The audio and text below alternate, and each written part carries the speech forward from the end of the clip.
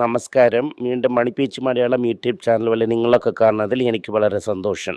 ഇന്നൊരു നല്ല ദിവസമാണ്. നിങ്ങൾക്ക് തിരികെ ഗോൾഡിനെ കൺസിഡർ ചെയ്യാൻ ഒരു ചാൻസ് കിട്ടിയിട്ടുണ്ട്. ഗോൾഡിൻ്റെ വില കുറഞ്ഞിട്ടുണ്ട്. 24 ക്യാരറ്റ് ഗോൾഡും കുറഞ്ഞിരിക്കുന്നു. ഇന്ന് നിങ്ങളതിനെ നോക്കിയിരിക്കും, പിന്നെ അതിനെ വാങ്ങിയിരിക്കും എന്നും വിശ്വസിക്കുന്നു. ഗോൾഡ് ബീസും ലൈറ്റായിട്ട് കറപ്റ്റായിരിക്കുന്നു. അതിനെയും നിങ്ങൾ കൺസിഡർ ചെയ്യാം. ഇൻഡെക്സ് വന്നിട്ട് 130 പോയിന്റ് മൈനസാണ്. Bank Nifty 170 point minus. ഇന്ന് ഫോർ ചേഞ്ച് നമ്മൾ മറ്റു കാര്യങ്ങളിൽ തുടങ്ങി അവസാനം സ്വർണത്തിനെ കുറിച്ച് സംസാരിക്കാം. ഒരുപാട് ആൾക്കാർ എന്ത് വിചാരിക്കുന്നു എന്നാൽ നമ്മൾ വെറും ഗോൾഡിന് മാത്രം കുറിച്ച് തന്നെ സംസാരിക്കുന്നു എന്ന് വിചാരിക്കുന്നു. ഇന്ന് രാവിലെ സൗത്ത് ഇന്ത്യൻ ബാങ്ക് നിയർലി 20% വീഴുന്നായിരുന്നു. ഇത് 18% വീഴുന്നായിരുന്നു. ബുക്ക് വാല്യൂ 42 രൂപയാണ്. ഇപ്പോൾ ബുക്ക് വാല്യൂവിനെക്കാട്ടിലും വളരെ താഴെ പോയിരിക്കുന്നു. ഈ സ്റ്റോക്കിനെ എന്തിന് നമ്മൾ കൺസിഡർ ചെയ്യണമെന്നാൽ ഇതൊരു സ്മാൾ ബാങ്ക്, ഒരു കേരള ബേസ്ഡ് ബാങ്കാണ്, നന്നായിട്ട് പെർഫോം ചെയ്യുന്നു. ഗ്രോസ് NPA എന്ന് പറയുന്നത് കുറഞ്ഞു പോയിരിക്കുന്നു. നെറ്റ് NPAയും കുറഞ്ഞിരിക്കുന്നു. പോയ 3 വർഷമായിട്ട് PR ശേഷാദ്രി എന്ന് പറയുന്ന ഒരു മാനേജർ ഉണ്ടായിരുന്നു. PR ശേഷാദ്രി എന്ന് പറഞ്ഞു എന്നാൽ ഈ സെപ്റ്റംബർ 13 ഞാൻ ഇവിടെ നിന്ന് നിർത്തും, പിന്നെ സെപ്റ്റംബർ 13 കഴിഞ്ഞ് എൻ്റെ അടുത്ത് എക്സ്റ്റൻഷൻ ചോദിക്കരുത് എന്നും പറഞ്ഞിട്ടുണ്ടായിരുന്നു. അവർ തന്നെ ഈ ബാങ്കിനെ ടേൺ അറൗണ്ട് ചെയ്ത കാരണം മുംബൈ ഇരുന്ന മാനേജർ യൂണിയൻ പ്രഷർ കാരണം വെളിയിൽ പോയ കാരണമും യൂണിയൻ പ്രഷർ ഇരിക്കുമോ എന്ന ഒരു കണിപ്പിലാണ് മാർക്കറ്റ് 20% അടിച്ചിരിക്കുന്നു. ബട്ട് ഇത് ഒരുപാട് ദിവസം ഇങ്ങനെ പോവില്ല, തിരികെ കയറും. ഒരു 9 മാസം ക്ലിയർ ആയിട്ട് നോട്ടീസ് കൊടുത്ത കാരണം 9 മാസത്തിൽ തിരികെ ഒരു പുതിയ CEO കണ്ടെത്തും. ഇത് കാരണം ഇതിനെക്കുറിച്ച് പേടിക്കാൻ ഒന്നുമില്ല. യൂണിയൻ വന്നിട്ട് 27-ാം തീയതി സ്ട്രൈക്ക് ചെയ്യുന്നതായിട്ട് ഉണ്ടായിരുന്നു സൗത്ത് ഇന്ത്യൻ ബാങ്കിൽ. 27-ാം തീയതി തന്നെ MOU സൈൻ ചെയ്തു യൂണിയനും മാനേജ്മെൻറ്റും. ഇതിനെ നിങ്ങൾ ലേബർ പ്രോബ്ലം എന്ന് നിങ്ങൾ വിചാരിക്കുവാണെങ്കിൽ അത് തെറ്റാണ്. മാർക്കറ്റ് വന്ന് ഇതിന് ഓവറായി റിയാക്ട് ചെയ്യുന്നു. ഇതിനെ ഇപ്പോൾ കൺസിഡർ ചെയ്യാൻ നമുക്ക് കിട്ടിയ ഒരു നല്ല ഒരു സമയമാണ്. നിങ്ങളിതിനെ കൺസിഡർ ചെയ്തിരിക്കും എന്ന് ഞാൻ വിശ്വസിക്കുന്നു. അതുപോലെ തന്നെ സ്വിഗ്ഗിയുടെ ഷെയറും 8% ഗില്ലിയാണ്. ഞാൻ എപ്പോഴും പറയും സൊമാറ്റോയും സ്വിഗ്ഗിയും 2 റുപ്പീസ് സ്റ്റോക്ക് എന്ന്. എന്തെന്ന് വെച്ചാൽ നിങ്ങൾ വീട്ടിൽ ഫുഡ് വാങ്ങി ഡെലിവർ ചെയ്യണതോ ഇല്ലെങ്കിൽ ഏതെങ്കിലും ഒരു കാര്യം വാങ്ങി ഡെലിവർ ചെയ്യണതോ വലിയ ബിസിനസ്സായി ഇരിക്കാൻ പറ്റില്ല. ഇതിലിരുന്ന് ഒരുപാട് കാശ് നോക്കാൻ പറ്റില്ല. സൊമാറ്റോയുടെ റെസ്റ്റോറൻറ്റ് ബിസിനസ് അങ്ങനെ സ്റ്റാഗ്നൻ്റ് ആയിരിക്കുന്നു, എക്സ്പാൻഡ് ആകുന്നില്ല. ഇത് കാരണം തന്നെ അവരെ ഓണർ ഗോൾഡൻ പാരഷൂട്ട് വാങ്ങിയോണ്ട് ഓടുന്ന പ്ലെയിനിലിരുന്ന് ജമ്പായി. പ്ലെയിനോടെ ക്യാപ്റ്റൻ തന്നെ പാരഷൂട്ട് വെച്ച് ജമ്പ് ചെയ്ത് ആ സൈഡ് ഇറങ്ങി എന്നതിന് നിങ്ങൾ മറക്കരുത്. സ്വിഗ്ഗിക്കും അതുപോലെ നടക്കാം. ഇതൊക്കെ പബ്ലിക് ഇഷ്യൂ ചെന്നതിൻ്റെ ശേഷം കൂടെ 10,000 കോടി എന്ന് പറഞ്ഞ് തിരികെ കാശിനെ വാങ്ങിയിരിക്കുന്നു. പിന്നെ എന്തുകൊണ്ടാണ് നിങ്ങൾ ആദ്യം പബ്ലിക് ഇഷ്യൂ പോയെന്ന് ചോദിക്കുവാണെങ്കിൽ അതിന് ഏതൊരു ഉത്തരവും ഇല്ല. ആദ്യം ഈ 2 ന്യൂസ്. ഇന്നലെ 3 കമ്പനിയുടെ റിസൾട്ട് വന്നിരുന്നു. ഒന്ന് വന്നിട്ട് ITC study performance, profit flat ആയിരിക്കുന്നു. ഈ ഫ്ലാറ്റ് ആയിരിക്കുന്നതേ ഒരു വലിയ അച്ചീവ്മെൻ്റ് ആണ്. എന്ന് വെച്ചാൽ ലേബർ കോസ്റ്റ് അവർക്ക് അക്കൗണ്ട് ആയിരിക്കണം. ലേബർ കോസ്റ്റ് അക്കൗണ്ട് ചെയ്യാതിരിക്കുവാണെങ്കിൽ 7-8% പ്രോഫിറ്റ് കാണിച്ചിരിക്കും. ഇൻട്രീം ഡിവിഡൻഡ് കൊടുത്തിരിക്കുന്നു 6 രൂപ 50 കാശ്. ഫൈനൽ ഡിവിഡൻഡ് ഇയർ എൻഡിൽ വരും. ഇൻട്രീം ഡിവിഡൻഡ് ഇതിന് അല്ലാതെ വേറെ ഒന്നും കൊടുക്കില്ലെങ്കിൽ ഫൈനലിൽ നമുക്ക് കുറച്ച് എക്സ്പെക്റ്റ് ചെയ്യാം. ഫെബ്രുവരി 4-ാം തീയതിയാണ് റെക്കോർഡ് ഡേറ്റ്. 6 രൂപ 50 കാശാണ് ITC കൊടുത്തിരിക്കുന്നത്. ITCയുടെ മാനേജ്മെൻറ്റ് എന്ത് പറയുന്നു എന്നാൽ ഈ ചൈന സിഗരറ്റ് വന്ന് 23,000 കോടിക്ക് വന്നുകൊണ്ടിരിക്കുന്നു. ഇത് ഇന്നും കയറി പല മടങ്ങ് കൂടുമെന്ന് പറയുന്നു. 8,000 കോടിയാണ് ഇവരുടെ നെറ്റ് സെയിൽസ്. മാക്സിമം വന്നിട്ട് ഇന്നും ഒരു 8,000 കോടി ഇവർ കെട്ടുമായിരിക്കും. ഇവരുടെ അടുത്ത് നിന്ന് കൂടുതൽ വാങ്ങുന്ന ഒരു ആശയിൽ സിഗരറ്റ് ഇമ്പോർട്ടിനെ കൺട്രോൾ ചെയ്യാൻ പറ്റാതെ ലോസിന് പോകുന്നു എന്ന് നിങ്ങളെ തന്നെ മനസ്സിലാക്കിക്കോ. അതുപോലെ തന്നെ ഈ സിഗരറ്റിൻ്റെ മുകളിൽ ടാക്സ് ഇടുന്നത് കൗണ്ടർ പ്രൊട്ടക്റ്റീവാണ്. ഓവറോൾ നോക്കുമ്പോൾ അവർ എല്ലാ കാര്യങ്ങളിലും വളരെ ബെറ്ററായിട്ട് ചെയ്തിട്ടുണ്ട്. അവർ ഈ പേപ്പർ ആൻഡ് പേപ്പർ ബിസിനസ് വന്നിട്ട് പ്രഷറിലിരുന്നു. അതിലും ഇപ്പോൾ അവർ 2.5% ഗ്രോ ആയിരിക്കുന്നു. അഗ്രികൾച്ചറിൽ 11% മാർജിനും FMCG ആൻഡ് അതർ FMCGയിൽ 7% ഇരിക്കുന്നു. അവർ പറഞ്ഞതുപോലെ തന്നെ ഗീന് ആൾ ഇന്ത്യ വിൽക്കാൻ തുടങ്ങി ഇപ്പോൾ. ബട്ട് മെയിനാണ് വന്നിട്ട് ഈസ്റ്റേൺ പ്രോഡക്ട്സ് തന്നെ കൊടുക്കുന്നു.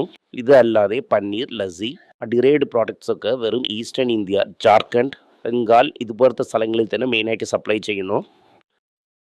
ITCയിൽ പേടിക്കേണ്ട കാര്യമൊന്നുമില്ല.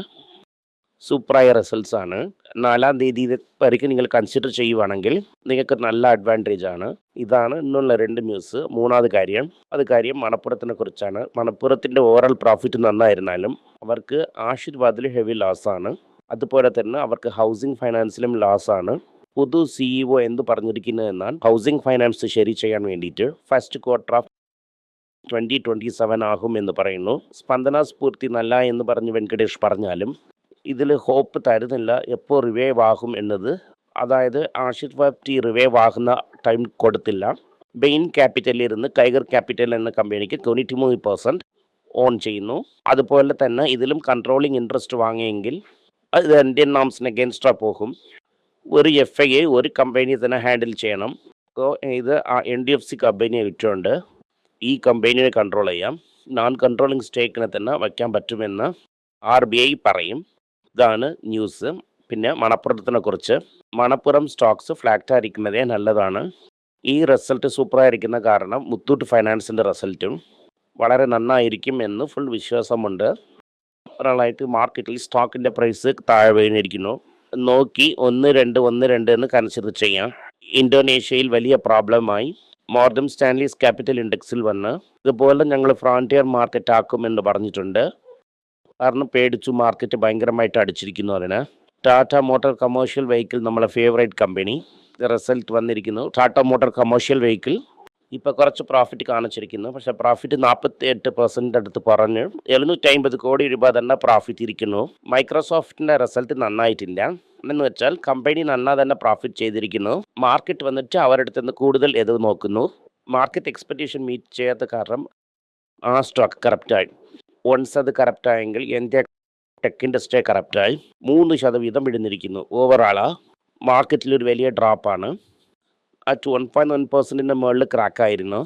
ബട്ട് ഇത് വന്നിട്ട് ഒരു ടെമ്പററി ലോസ് ആണ്. ഇതൊരു വലിയ പ്രോബ്ലം അല്ല.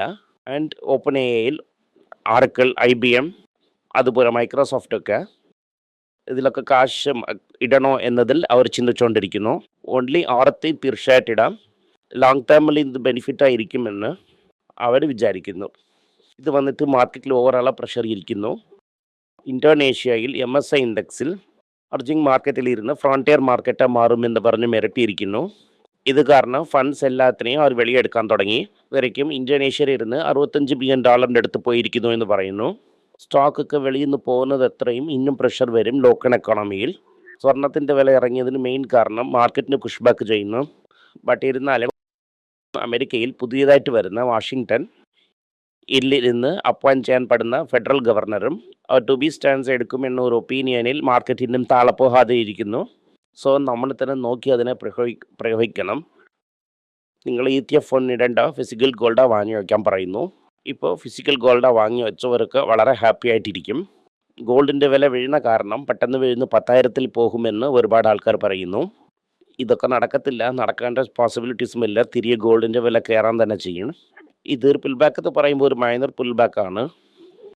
ഇത് തിരികെ വരുന്നു എന്ന് നമുക്ക് നല്ലതാണ്. ഗോൾഡ് ഇറങ്ങിയിരുന്നാലും ഇൻ്റർനാഷണൽ മാർക്കറ്റ് $500 വരയ്ക്കും ഇറങ്ങിയിട്ടുണ്ട്. ഇത് വന്നിട്ട് കെവിൻ വാഷ് ഇട്ടാലും ഒന്ന് തന്നെ, ക്രിസ് വാളർ ഇട്ടാലും ഒന്ന് തന്നെ. നാളെ തന്നെ അറിയാൻ പറ്റും. പക്ഷേ ഇപ്പോൾ നോക്കുമ്പോൾ ഗോൾഡ് ഇറങ്ങിയിരിക്കുന്നു. നാളെയും ഗോൾഡ് ഇത് കൺസിഡർ ചെയ്യാൻ ഒരു നല്ല ചാൻസാണ്. ഇന്നുള്ള ഇമ്പോർട്ടൻറ്റ് ന്യൂസ് 4 മണിക്ക് ഞാൻ പറയുന്നത്, സ്വർണത്തിൻ്റെ വില ഒരേ ദിവസത്തിൽ താളെ ഇറങ്ങിയിരിക്കുന്നു. ഇപ്പോൾ ഞാൻ സംസാരിക്കുമ്പോൾ 15,850 സ്വർണത്തിൻ്റെ വില 22 ക്യാരറ്റ് ഗോൾഡ്. ഇത് ഇന്നും വീഴാം. നാളെ രാവിലെ 15,400, 15,300 എന്ന പ്രൈസ് വരയ്ക്കും ഇത് വരും. സ്വർണം ഇപ്പോൾ പ്രഷറിലാണ് ഇരിക്കുന്നു. ഇന്ന് വന്നിട്ട് ഞാൻ തമിഴ്നാട് മെർക്കൻറ്റൈൽ ബാങ്കിൻ്റെ പ്രൈസിന് നോക്കിയായിരുന്നു. അവിടെ ആൾക്കാർ നേരത്തെ ഇഷ്യൂ പ്രൈസിനെക്കാട്ടിലും താഴെ പോണ സമയം കൺസിഡർ ചെയ്യാൻ പറഞ്ഞപ്പോൾ എല്ലാവരും കരഞ്ഞായിരുന്നു. അങ്ങനെ ഇരുന്ന് ഞാൻ കൺസിഡർ ചെയ്യാൻ പറഞ്ഞായിരുന്നു. പലനാൾ അതിനെക്കുറിച്ച് പറഞ്ഞുകൊണ്ട് കിടന്നു. ശരി, നിങ്ങൾ തന്നെ കമൻറ്റിൽ എഴുതുമെന്ന് ഞാൻ നോക്കിയിരുന്നു. പക്ഷേ ഒന്നും പറഞ്ഞില്ല. ഇഷ്യൂ പ്രൈസിനെക്കാട്ടിലും 100 രൂപ എക്സ്ട്രാ കയറിയിരിക്കുന്നു. 400 രൂപയ്ക്ക് കൺസിഡർ ചെയ്തവർക്ക് 30% ലാഭം. ബട്ട് ഇന്നും ഈ സ്റ്റോക്ക് അണ്ടർ വാല്യൂഡ് ആണ്. കാരണം നിങ്ങൾ ലോങ് ടേമിന് കൺസിഡർ ചെയ്യാം. ഒരിക്കലും വിളിഞ്ഞിരിക്കുന്നു. സാപ്പും ഇന്ന് വിളിഞ്ഞിരിക്കുന്നു. നാസ്ഡാക്ക് വൺ ടൈം വന്നിട്ട് 7,000 പോയിന്റ് വിളിഞ്ഞിരുന്നു. അതിനുശേഷം റിക്കവറായി ക്ലോസ് ആയിരിക്കുന്നു. ഇപ്പോൾ എയിൽ ഇൻവെസ്റ്റ് ചെയ്യാമോ എന്ന സംശയം മറ്റേ മാനേജേഴ്സിലും വന്നിരിക്കുന്നു. ഇത് കാരണം മാർക്കറ്റ് എങ്ങനെ പോകും എന്ന് നമ്മളെ കൊണ്ട് പറയാൻ പറ്റൂല. അപ്പോൾ നമ്മൾ റിസ്ക് എടുക്കുന്നത് നല്ലതല്ല. ഇപ്പോൾ നിങ്ങൾ ടിഫിൻ കോഫി റേഞ്ചിൽ തന്നെ ഇരുന്നാൽ മതി. നന്ദി, നമസ്കാരം. എന്തെങ്കിലും നിങ്ങൾക്ക് സംശയമുണ്ട്, എന്നെ കോൺടാക്ട് ചെയ്യണമെന്ന് നിങ്ങൾ വിചാരിക്കുവാണെങ്കിൽ താഴെ കൊടുത്തിരിക്കുന്ന മെയിൽ ഐ ഡിക്ക് നിങ്ങൾ മെയിൽ അയക്കാം. ഞങ്ങളുടെ ടീം നിങ്ങളൊപ്പം കോൺടാക്ട് ചെയ്യും. Thank you.